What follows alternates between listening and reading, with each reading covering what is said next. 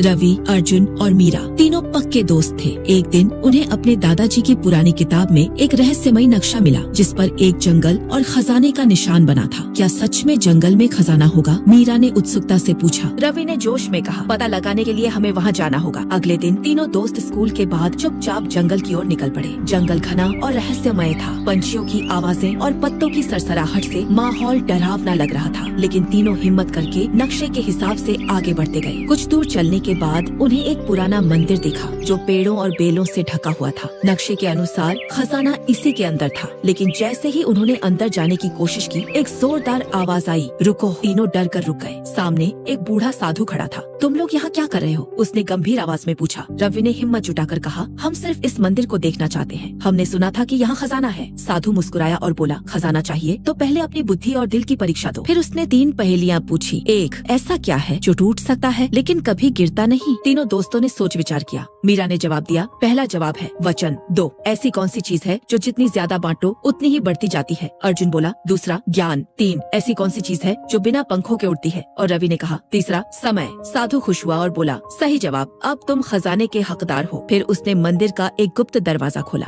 अंदर एक पुराना लकड़ी का संदूक था। जब उन्होंने उसे खोला तो अंदर सोने चांदी के सिक्के नहीं थे, बल्कि पुरानी किताबें और ज्ञान से भरे ग्रंथ थे। साधु बोला, ये असली खजाना है। धन तो खत्म हो सकता है लेकिन ज्ञान हमेशा रहेगा। दोस्तों ने वो किताबें उठाई और खुशी खुशी घर लौट आए। उस दिन उन्हें समझ आया कि असली खजाना दौलत नहीं बल्कि ज्ञान होता है।